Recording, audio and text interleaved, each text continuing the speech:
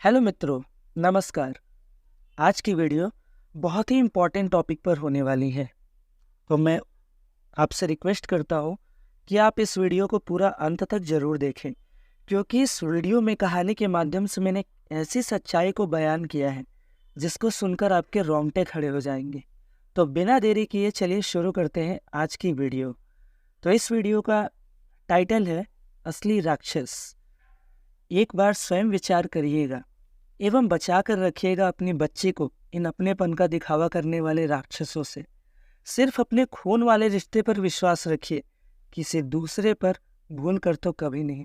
मैं ये नहीं कहता कि सब ऐसे गलत हो सकते हैं, मगर आंख मूंद कर विश्वास करना आपकी लापरवाही हो सकती है। तो मित्रों, स्नेहा एक घरेलू महिला है। वो अपने बच्चे, परिवार और घर के बाकी के कामकाज में व्यस्त रहती है। घर के कामकाज से उसे उतना फुर्सत ही नहीं मिलता कि उसे अलग से अपने बच्चे को पढ़ाने लिखाने में समय दे पाए।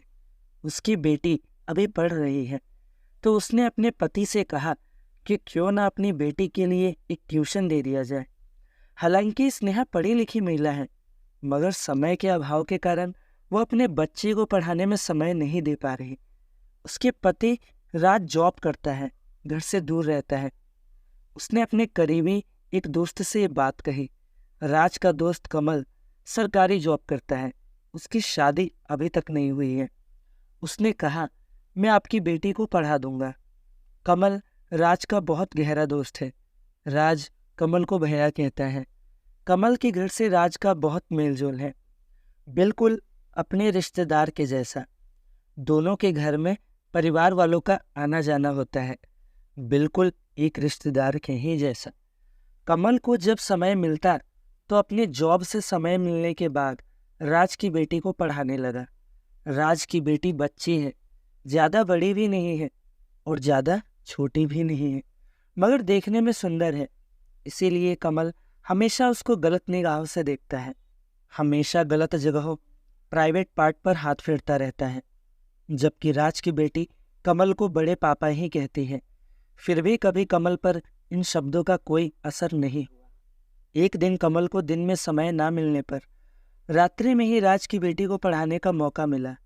रात्रि में हल्की बारिश हो रही थी, इसीलिए कमल पढ़ाने के लिए हल्का देरी से आया। रात में वो राज की बेटी के गाल को छूता है, उसके प्राइवेट पार्ट को छूता है, फिर उसके पैंट में अपना हाथ डाल देता है। ये सब के कारण राज की बेटी रोने लगती है। बगल के कमरे में स्नेहा काम कर रही होती है। उसे अपने बेटे के रोने की आवाज़ कानों में सुनाई पड़ती है, तो वो ये सोचकर इग्नोर कर देती है कि बेटे को होमवर्क ना करने पर कमल ने डांटा होगा, इसीलिए वो झांकने भी नहीं जाती उस कमरे में।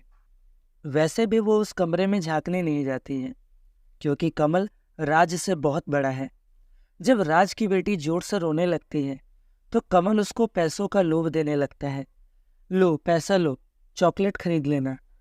राज की बेटी इतनी बड़ी है कि चॉकलेट और पैसे का फर्क समझ सके, वो रोती ही जाती है। कमल डर कर वहाँ से निकल जाता है। राज की बेटी रोती ही जाती है।